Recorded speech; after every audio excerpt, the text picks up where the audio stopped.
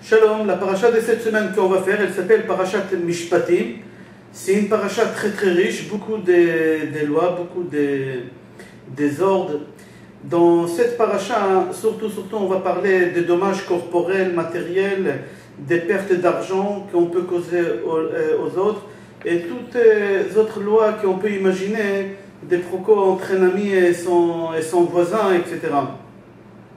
La Torah, elle utilise le mot Mishpatim. Mishpatim, c'est ordre, statut. Elle ne parle pas ni des chukim, ni des mitzvot, ni des edut. Pourquoi? Parce que les Mishpatim, c'est des lois qui sont logiques. Et chaque personne ici, c'est dans la logique qu'on ne doit pas tuer, qu'on ne doit pas voler, etc. Et quand même, la Torah, elle a écrit tous ces halachot là qui sont logiques pour nous dire que les lois, on les fait pas parce qu'ils sont logiques, on les fait parce que c'est un ordre de la Torah. Même qu'ils sont logiques, c'est des ordres de la Torah, alors on doit les faire. Et après, c'est logique aussi, on ne les fait pas. Mais tout d'abord, c'est des ordres dans la Torah. La paracha, elle commence concernant les lois des avadim, des esclaves. Alors la Torah, elle nous dit, si quelqu'un il a volé son voisin, il doit rendre, et il n'a pas avec quoi rendre, alors le Beth Din doit juger combien de temps il doit être esclave pour pouvoir rendre l'objet qu'il a volé. Et la Torah dit, maximum qu'un homme peut être esclave, c'est jusqu'à la 6e année, 6 ans. Et après 6 ans, il doit être libre. Pourquoi? Parce qu'on dit qu'un homme, il peut être esclave qu'à Hachem et pas un autre homme. L'homme lui-même, il est esclave à Hachem. Ki avadaihem velo avadim le avadim. Ils sont des esclaves à moi, mais pas des esclaves pour des autres esclaves. Maintenant, si l'esclave, après 6 ans, il doit sortir libre, mais il ne veut pas, il veut rester avec son patron, parce que je ne veux pas sortir libre, parce que j'aime mon patron, ma femme et mes enfants. Alors, qu'est-ce qu'il fait? Il doit le ramener ve'ekrivo ela Elohim, c'est-à-dire chez le juge, et après le juge le ramène devant un poteau, et ça s'appelle la mezouza, devant le poteau de la porte. Il doit le percer l'oreille, et l'esclave, il doit être esclave à lui jusqu'à la 50e année. Après la 50e année, il est obligé de sortir libre. Et pourquoi on lui perce l'oreille? Parce qu'à l'époque, celui qui lui perçait l'oreille, c'était dégradant. Et comme lui, il n'avait pas honte de ça, de dire je préfère être esclave à un homme et pas un esclave à Hachem, alors puisqu'il a dit des choses qui sont dégradantes, alors on fait avec lui aussi des choses qui sont dégradantes. La paracha, elle continue encore avec des lois concernant si quelqu'un il a fait des dommages corporels à son ami. Alors la Torah dit comme ça, à Oreg de Mézid, c'est lui qui tue son ami exprès, il l'a poignardé ou il a pris une pierre, il l'a frappé avec. Alors, il sera mis à mort lui aussi. Il faut qu'on le tue. Aorek Bishgaga, c'est lui qui a tué son ami sans faire exprès. Il est monté sur une échelle avec un hache et il voulait couper des arbres. Et l'hache, il est tombé sur son ami qui s'est trouvé en bas, il n'a pas fait exprès. Alors, on a parlé déjà des Harem Miklat. Qu'est-ce qu'Akadosh Baruch Hu il a ordonné avant de rentrer en Israël? De faire des Harem Miklat, c'est des villes de refuge qui doivent se cacher là-bas. Maka Aviv Oimo, c'est lui qui frappe son père et sa mère, et il les a blessés. Alors celui-là, il est aussi Chayav Mita, il doit mourir. Gonev Adam Umcharo, c'est lui qui vole un homme, il a kidnappé un homme, il l'a vendu. Alors lui aussi, Chayav Mita. Une petite parenthèse, c'est pour ça les Asara Rougé Malchoud, ils ont fait les tikkun des 10 frères de Yosef, qui l'ont vendu comme esclaves. Et normalement, ils étaient d'après la Torah Chayav Mita, mais plus tard, il avait l'Asara Rougé Malchoud. Je continue. Amkalel Aviv Oimo, c'est lui qui maudit Chas v'Shalom, son père ou sa mère aussi, Chayav Mita. Achovel Bechavero, c'est lui qui cause des blessures à son ami. Alors il faut y aller devant un Bedin, et Bedin, ils vont juger. Normalement, il y a 5 choses à payer, des fois aussi même plus. Nezek, Tsar, Ripoui, Shevet ou Boshet. Nezek, le mal qu'il a causé, Tsar, Ripoui, Shevet ou Boshet. Ripoui, c'est les médecins. Shevet, il ne peut plus travailler à cause de lui, alors il a causé des pertes. Boshet, il lui a fait honte, maintenant il lui a cassé les dents, il doit marcher sans dents. et il faut aller voir le médecin. Tous ces dommages-là, normalement, il y a le tribunal qui doit juger, évaluer le prix par rapport à la personne. Et si par exemple c'était un chanteur, il ne peut plus chanter, qui vivait grâce à ça, alors les bédines ils vont juger, etc. Combien il doit payer. La Torah elle continue encore, la mavet et avdo agoy, chayav mita, c'est lui qui frappe son esclave non juif, il l'a battu jusqu'à mort, cette personne-là, il est aussi chayav mita, il sera mis à mort. Mais si l'esclave il est mort quelques jours après, il n'est pas mort tout de suite directement aux blessures, alors cette personne-là, l'esclave, il est mort pendant quelques jours après, alors le patron il ne sera pas condamné à mort, il est libre. Maintenant, un homme qui frappe une femme sans faire exprès, deux hommes ils étaient en train de se battre, et il y a la femme d'un des deux qu'elle voulait séparer, et l'autre il a frappé cette femme-là. Alors, par exemple, elle était enceinte, la Torah dit, et suite à ça, elle a fait une fausse couche. Alors, il doit payer une amende que le Bédine, ils vont juger combien l'amende. Maintenant, celui qui frappe son esclave non juif, et suite au coup qu'il lui a donné, il lui a cassé le bras, ou il a fait perdre un des membres de son corps, son oreille ou son œil, alors l'esclave il sortira libre, il n'est plus obligé de rester, il a comme obligation de rester, il doit partir.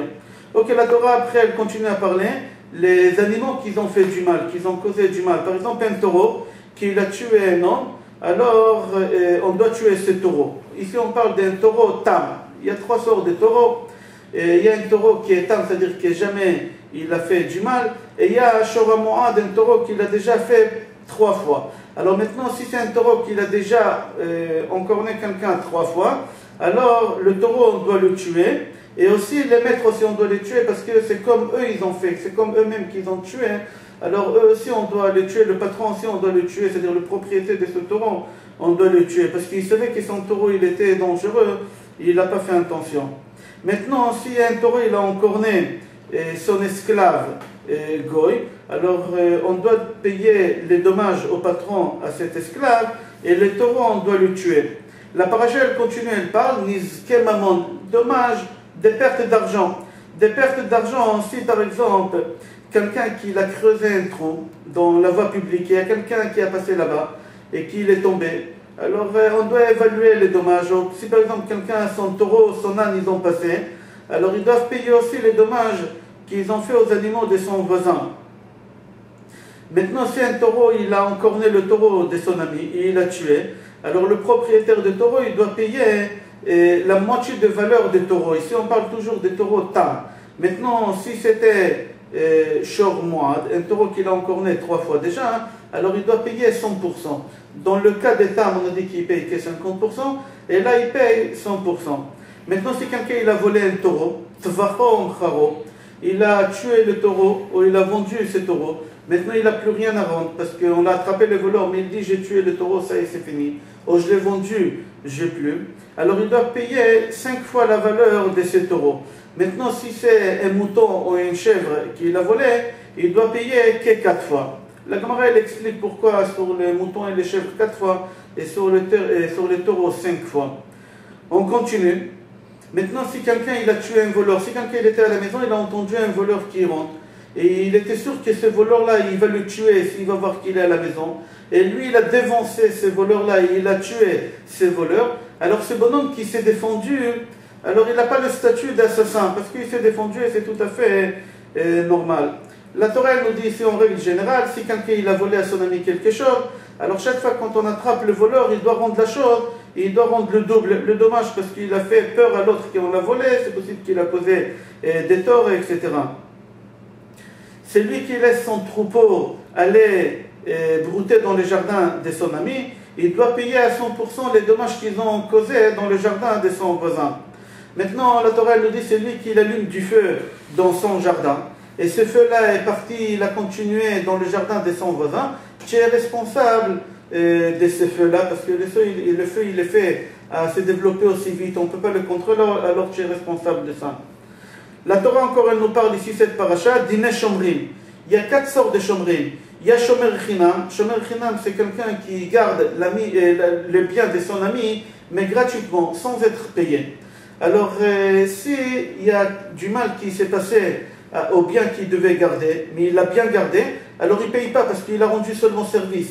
Mais s'il n'a pas fait attention bien aux choses qu'il faut, alors il faut qu'il paye, il est responsable. Il y a deuxième sorte de gardien, il y a Shomer Sachar. Shomer Sachar, c'est celui qui garde, mais on lui paye, c'est pas gratuit.